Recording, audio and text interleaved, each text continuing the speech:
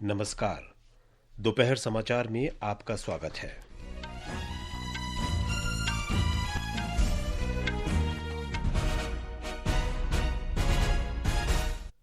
प्रधानमंत्री नरेंद्र मोदी ने नई दिल्ली में रक्षा और विदेश मंत्री, राष्ट्रीय सुरक्षा सलाहकार और तीनों सेनाओं के प्रमुखों के साथ बैठक की। भारतीय वायुसेना ने कहा कि उसने ऑपरेशन सिंदूर में निर्धारित लक्ष्य सटीकता के साथ सफलतापूर्वक प्राप्त कर लिए हैं। रक्षा मंत्री राजनाथ सिंह ने उत्तर प्रदेश के लखनऊ में ब्रह्मोस एयरोस्पेस परीक्षण सुविधा का उद्घाटन किया। आज राष्ट्रीय प्रौद्योगिकी दिवस पर राष्ट्र वैज्ञानिकों, इंजीनियरों और तकनीशियनों के योगदान को याद कर रहा है। मौसम विभाग ने इस साल देश में सामान्य से बेहतर मानसून का अनुमान लगाया है और महिला एकदिवसीय त्रिकोणीय क्रिकेट श्रृंखला के फाइनल में भारत ने मेजबान श्रीलंका को 343 रन का लक्ष्य दिया। दोपहर समाचार के साथ मैं विशाल शर्मा। प्रधानमंत्री नरेंद्र मोदी ने आज नई दिल्ली स्थित अपने आवास पर एक उच्च स्तरीय बैठक की। बैठक में रक्षा मंत्री राजनाथ सिंह, विदेश मंत्री सुब्रमण्यम जयशंकर, राष्ट्रीय सुरक्षा सलाहकार अजीत डोभाल, रक्षा प्रमुख जनरल अनिल चौहान, थल सेना प्रमुख जनरल उपेंद्र द्विवेदी, नौसेना प्रमुख एडमिरल दिनेश त्रिपाठी और वायुसेना प्रमुख air chief marshal Amarpreet Singh मौजूद थे। ये बैठक कल दोनों देशों के सैन्य अभियान महानिदेशकों के एक दूसरे से बात करने के बाद संघर्ष विराम के मद्देनजर हुई। दोनों देशों के ये अधिकारी कल फिर बात करने वाले हैं। एक रिपोर्ट। पाकिस्तान के सैन्य संचालन महानिदेशक ने कल भारत के सैन्य संचालन महानिदेशक से बात की और उनके बीच यह सहमति बनी कि दोनों पक्ष जमीन, हवा और समुद्र में सभी तरह की गोलीबारी और सैन्य कार्रवाई बंद करेंगे। दोनों पक्षों को सहमति को लागू करने के निर्देश दिए गए। हालांकि देर रात संवाददाता सम्मेलन के दौरान विदेश सचिव विक्रम मिस्री ने कहा कि दोनों पक्षों के डीजीएमओ के बीच बातचीत के बाद पाकिस्तान द्वारा सहमति का बार बार उल्लंघन किया गया है। भारत ने इन उल्लंघनों को बहुत गंभीरता से लिया और सशस्त्र बलों ने इन उल्लंघनों का पर्याप्त और उचित जवाब दिया। भारत ने पाकिस्तान से इन उल्लंघनों को रोकने और स्थिति से गंभीरता और जिम्मेदारी के साथ निपटने के लिए उचित कदम उठाने का आह्वान किया। भारतीय सशस्त्र बल स्थिति पर कड़ी निगरानी रख रहे हैं। भारत का कहना है कि भविष्य में किसी भी तरह की आतंकी कार्रवाई को उसके खिलाफ युद्ध की कार्रवाई माना जाएगा और नई दिल्ली उसी के अनुसार जवाब देगी। आनंद कुमार के साथ अनुपम मिश्र, आकाशवाणी समाचार, दिल्ली। वायुसेना ने कहा है कि ऑपरेशन सिंदूर के दौरान उसे जो कार्य सौंपे गए थे वे सभी उसने पूरी सटीकता और कुशलता के साथ पूरे किए हैं। सोशल मीडिया पोस्ट में वायुसेना ने कहा है कि सभी ऑपरेशन राष्ट्रीय हितों को ध्यान में रखते हुए शानदार तरीके से चलाए गए। अभी ये ऑपरेशन चल रहे हैं और उचित समय पर विस्तार से जानकारी दी जाएगी। वायुसेना ने सभी से आग्रह किया है कि वे अटकलबाजी से बचें और अपुष्ट जानकारी साझा न करें। विश्व के कई नेताओं ने भारत और पाकिस्तान के बीच संघर्ष विराम का स्वागत करते हुए इसे दोनों देशों के बीच तनाव कम करने की ओर एक महत्वपूर्ण कदम बताया है। संयुक्त राष्ट्र महासचिव अंटोनियो गुतेरेस ने भारत और पाकिस्तान के बीच संघर्ष विराम समझौते का स्वागत किया है और दोनों देशों से इस दिशा में आगे बढ़ने की अपील की है। ब्रिटेन के विदेश मंत्री डेविड लेमी ने संघर्ष विराम का स्वागत करते हुए दोनों देशों से शांति बनाए रखने का आग्रह किया है। यूरोपीय संघ की विदेशी मामलों की प्रमुख काजा कालस ने युद्ध विराम के महत्व और इसे कायम रखने के लिए सतर्कता की आवश्यकता पर बल दिया। सऊदी अरब के विदेश मंत्रालय ने एक वक्तव्य में उम्मीद जताई है कि यह संघर्ष विराम क्षेत्र में शांति और सुरक्षा को बहाल करने में योगदान देगा। सरकार ने कहा है कि युद्ध के कई गेमिंग वीडियो हाल के भारत पाकिस्तान संघर्ष के वास्तविक फुटेज के रूप में प्रसारित किए जा रहे हैं। लोगों को ऐसे प्रोपेगेंडा से बचने की सलाह दी गई है।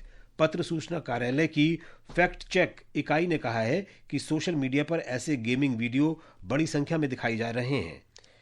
रक्षा मंत्री के कार्यालय के नाम से व्हाट्सएप पर ऐसा संदेश भी प्रसारित हो रहा है जिसमें भारत पाकिस्तान संघर्ष की स्थिति के मद्देनजर नागरिक तैयारियों के निर्देश दिए गए हैं। पत्र सूचना कार्यालय ने कहा है कि यह संदेश फर्जी है और सरकार ने ऐसा कोई निर्देश जारी नहीं किया है। इस संवेदनशील समय में प्रत्येक जानकारी की सावधानीपूर्वक जांच करना महत्वपूर्ण है। कोई भी संदिग्ध सामग्री, विशेष रूप से भारतीय सशस्त्र बलों से संबंधित या मौजूदा स्थिति से संबंधित किसी भी जानकारी की सूचना पीआईबी फैक्ट चेक यूनिट को देनी चाहिए।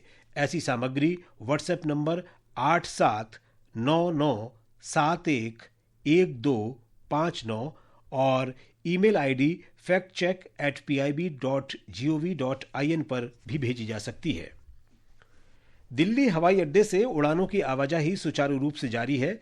दिल्ली अंतर्राष्ट्रीय हवाई अड्डा लिमिटेड डायल ने एक परामर्श में कहा है कि वर्तमान परिदृश्य में नागर विमानन सुरक्षा ब्यूरो के अनिवार्य सुरक्षा प्रोटोकॉल के लिए उड़ानों के समय में बदलाव हो सकता है और यात्रियों को सुरक्षा जांच के दौरान भी इंतजार करना पड़ सकता है। यात्रियों को संबंधित एयरलाइन के संचार माध्यमों से संपर्क में रहने और निर्धारित दिशा निर्देशों का पालन करने को कहा गया है। गृह सचिव गोविंद मोहन ने पाकिस्तान की सीमा से लगे राज्यों के मुख्य सचिवों के साथ कल वीडियो कॉन्फ्रेंस के माध्यम से बैठक की। सूत्रों ने बताया है कि राज्यों को सतर्क रहने, सीमा पार से किसी गोलीबारी से निपटने और अपने क्षेत्र में नागरिक रक्षा तंत्र को सक्रिय करने को कहा गया है। भारत और पाकिस्तान के बीच संघर्ष विराम की घोषणा के बाद ये बैठक हुई। ये समाचार हमारी वेबसाइट www.newsonair.gov.in और हमारे न्यूज ऑन एआईआर ऐप पर भी उपलब्ध हैं। दोपहर समाचार में आपका फिर स्वागत है। रक्षा मंत्री राजनाथ सिंह ने कहा है कि ऑपरेशन सिंदूर महज सैन्य कार्रवाई नहीं है, बल्कि भारत की राजनीतिक, सामाजिक और सामरिक इच्छा शक्ति का प्रतीक है। आज लखनऊ में BrahMos aerospace integration and testing facility का वर्चुअल माध्यम से उद्घाटन करते हुए रक्षा मंत्री ने कहा कि इस ऑपरेशन से आतंकवाद के खिलाफ भारत की दृढ़ इच्छा शक्ति और सैन्य शक्ति का पता चलता है। उन्होंने कहा कि जब भी भारत आतंकवाद के खिलाफ कोई कार्रवाई करेगा तो सीमा पार के क्षेत्र आतंकवादियों और उनके आकाओं के लिए सुरक्षित नहीं रहेंगे।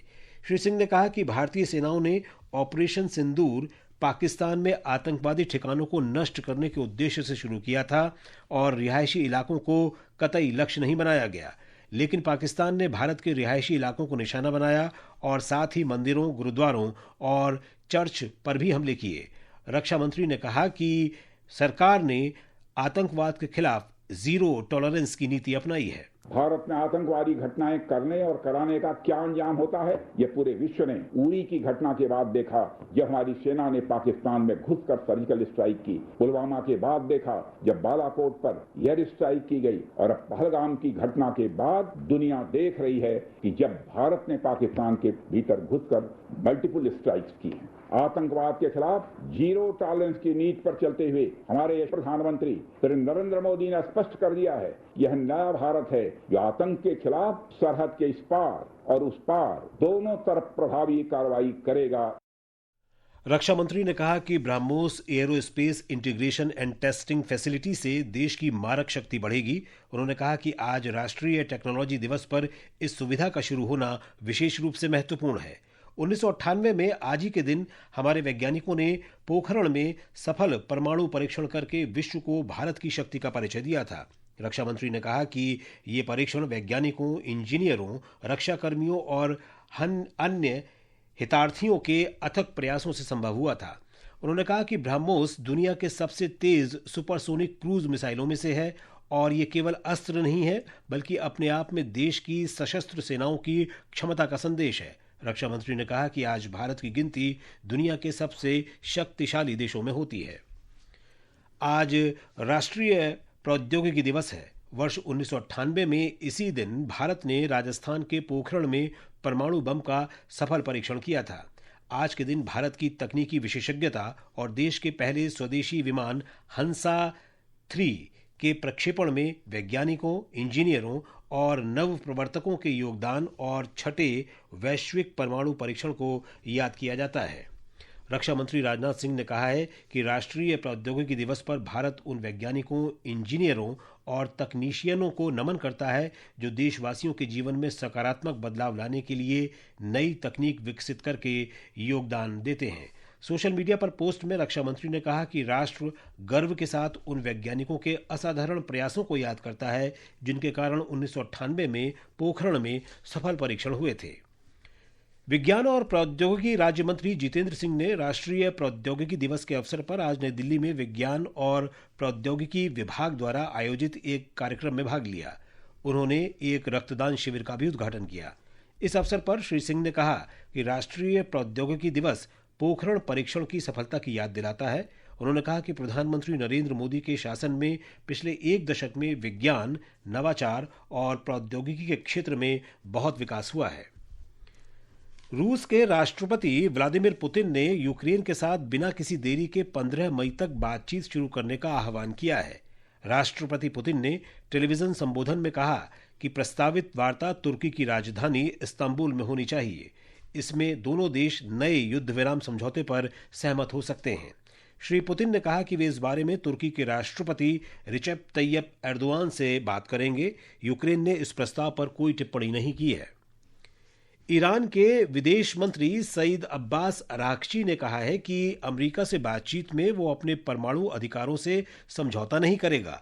दोनों देशों के बीच आज ओमान में परमाणु वार्ता का नया दौर होना है।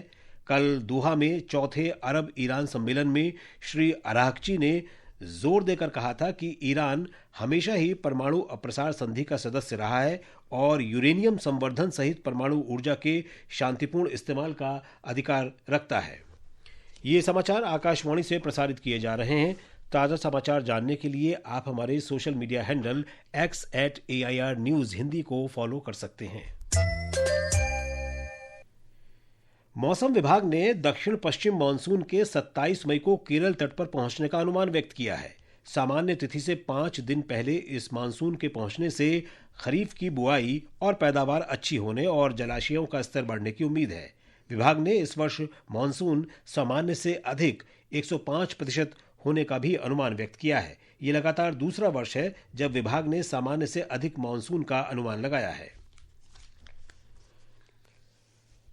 श्रीलंका में कोलंबो में खेले जा रहे महिलाओं की त्रिकोणीय एकदिवसीय क्रिकेट श्रृंखला के फाइनल में भारत ने मेजबान श्रीलंका को 343 रन का लक्ष्य दिया है। टीम ने 50 ओवर में 7 विकेट के नुकसान पर 342 रन बनाए। भारत की ओर से स्मृति मंधाना ने 116 और जेमिमा रोड्रिग्स ने 44 रनों की पारी खेली।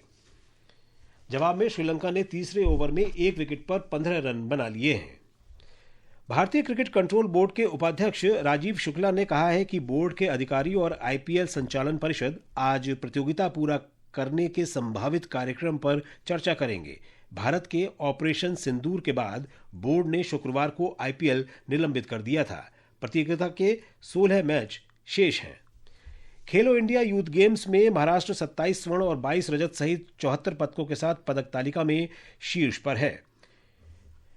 हमारे संवाददाता ने बताया है कि बेगूसराय के राजगीर खेल परिसर में हॉकी के मुकाबले खेले जा रहे हैं।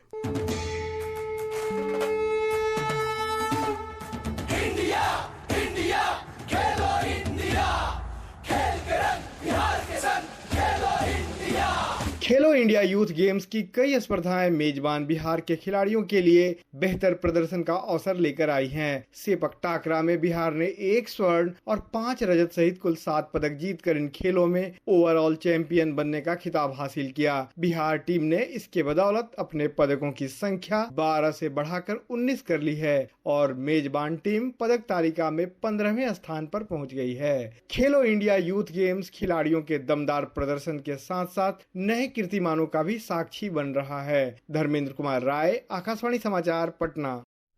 72वीं मिस वर्ल्ड प्रतियोगिता कल शाम हैदराबाद के गाचीबाउली इंडोर स्टेडियम में शुरू हुई। मुख्यमंत्री ए रेवंत रेड्डी ने मिस वर्ल्ड संगठन की अध्यक्ष और मुख्य कार्यकारी अधिकारी जूलिया मोरले और मिस वर्ल्ड क्रिस्टीना पिज़कोफा की उपस्थिति में कार्यक्रम की शुरुआत की। और अब अंत में मुख्य समाचार एक बार फिर।